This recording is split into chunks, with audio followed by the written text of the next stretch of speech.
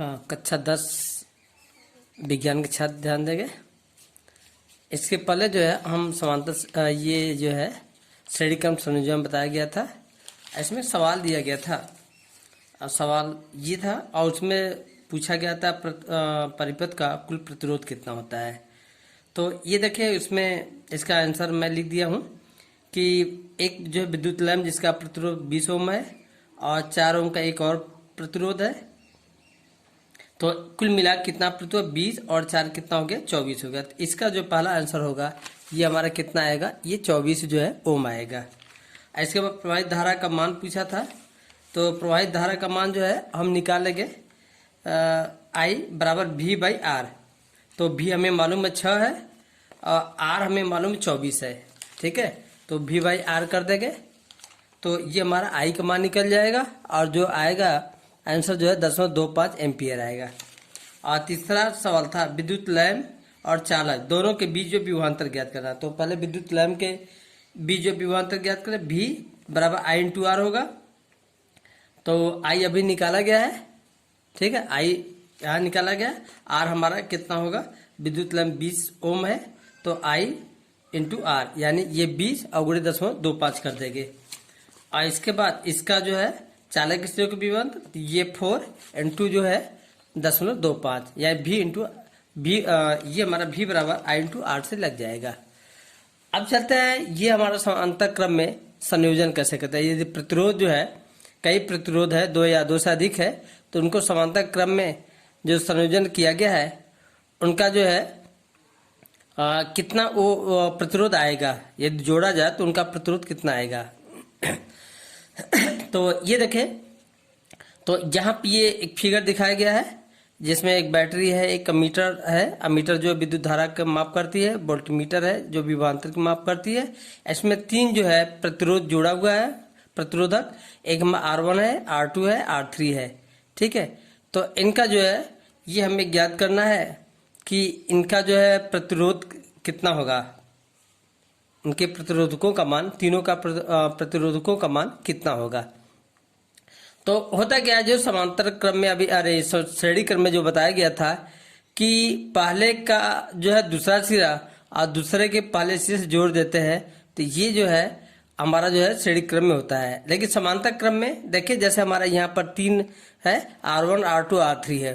तो ये हमारा जो है समांतर क्रम में क्या होता है ना, 3 या 3 से अधिक, चाहे जो भी हो, 2 या 2 से अधिक हो, तो जितना है सभी का पहला सिरा एक बिंदु पर जुड़ा हो, माने तीनों प्रतिरोधकों का पहला सिरा एक बिंदु पर तथा तीनों का दूसरा सिरा एक अन्य बिंदु पर जुड़ा हो, एक अन्य बिंदु पर जुड़ा हो। तो इस तरीके का जो संयोजन होता है वो हमारा जो है समांतर क्रम होता है। और उसमें देखेंगे कि इसका जो दूसरा सिरा इसके पहले सिरे से जोड़ दिया जाता था श्रेणी क्रम में। लेकिन इसमें क्या है ना, सभी का पहला सिरा एक बिंदु पर जुड़ता है और सभी का जो है दूसरा सिरा जो है किसी अन्य बिंदु पर जुड़ता है, एक बिंदु पर। तो ये हमारा जो है समांतर क्रम कहलाता है। तो इसकी परिभाषा ये लिखा गया है, यदि प्रतिरोधकों को इस प्रकार संयोजित किया गया है कि सभी प्रतिरोधकों के एक सिरे एक साथ परिपथ के किसी एक बिंदु पर, जैसे यहाँ पर एक बिंदु पर है, एक साथ जुड़ा हुआ है, तथा दूसरे सिरे सभी का दूसरा सिरा एक साथ दूसरे बिंदु पर संबंधित हो, तब प्रतिरोधकों का यह संयोजन जो है समांतर क्रम कहलाता है। ठीक है, तो इसमें हम करते क्या है ना, देखिए हमारा जो श्रेणी क्रम में था उसमें विद्युत धारा का मान I जो है नियत था सभी में, जो है जैसे 3 प्रतिरोधक है तो इसमें तीनों में जो है विद्युत धारा का मान समान होता था। और यहाँ पर होता क्या है ना, जब हम जो है सेल से जो विद्युत धारा प्रवाहित करते हैं तो इन X Y के बीच तीनों प्रतिरोध है, X Y के बीच तीनों प्रतिरोध जुड़ा हुआ है। इसमें एक वोल्ट मीटर लगा दिया गया है। तो इसमें किया गया है कि जब बैटरी से जो है या कुंजी से जो है लगाते हैं, ऑन करते हैं, तो विद्युत सेल से जो है विद्युत धारा प्रवाहित होने लगती है और ये हमारा जो है विभवांतर का मान बताता है कि कितना विभवांतर जो है इसका। ठीक है, और ये जो विद्युत धारा I है इन सभी तीनों का जो है जो पूरा मान होगा वो हमारा विद्युत धारा का मान बताएगा, तीनों का योगफल।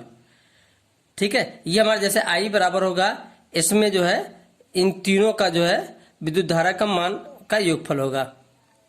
अब हम क्या करते हैं ना, एक और विधि लेते हैं, इनके बीच जैसे पहला प्रतिरोधक इनके बीच एक विभवांतर लगा देते हैं, एक वोल्ट मीटर लगा देते हैं और उसके विभवांतर का मान ज्ञात कर लेते हैं। फिर इसके बीच जो है एक अन्य जो है और वोल्ट मीटर लगा देते हैं, फिर उसका विभवांतर का मान देखते हैं। फिर इसके बीच जो है एक जो है वोल्ट मीटर लगा देते हैं, फिर इसके विभवांतर का मान ज्ञात कर लेते हैं। तो देखेंगे ना, उससे होता है क्या ना कि इसके बीच R1 के बीच जो जोड़ने पर जो विभवांतर का मान होगा, R2 के बीच जो विभवांतर का मान होगा, R3 के बीच जो विभवांतर का मान होगा, और ये टोटल जो है इनका जो विभवांतर का मान होगा वो हमारा एक समान आता है। ये इसमें ध्यान देना है।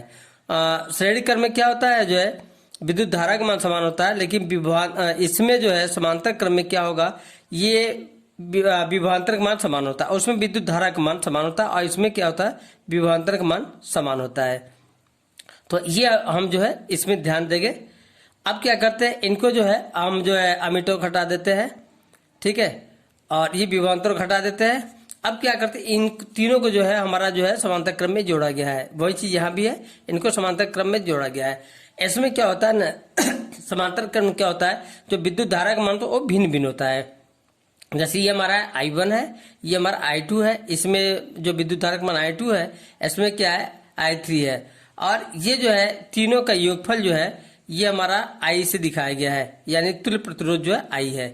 तो यही थोड़ा सा ये इसमें लिखा गया है, समांतर क्रम संयोजन में प्रत्येक प्रतिरोधक के सिरों के बीच विभवांतर भी होता है, यानी प्रत्येक जैसे इसके बीच जो विभवांतर होता है वो भी होता है, इनके बीच जो प्रतिरोधक का मान होता है वो भी होगा, इनके और इनके बीच जो प्रतिरोधक मान वो भी होता, यानी सभी में क्या होता है, समान होता है।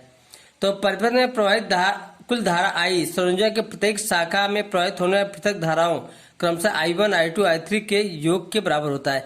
यानी जो है पूरा जो है परिपथ में जो है पूरे धारा का मान होगा इन तीनों प्रतिरोधकों के बीच जो है विद्युत धारा के मान के योगफल के बराबर होता है। यानी जितना इनमें आएगा विद्युत धारा का मान, ये जितना आएगा इसका जो विद्युत धारा का मान, और ये पूरे परिपथ का मान इन तीनों विद्युत धाराओं के क्या होता है, योगफल के बराबर होता है। तो यही हमारा है I बराबर होगा I1 + I2 + I3 होगा।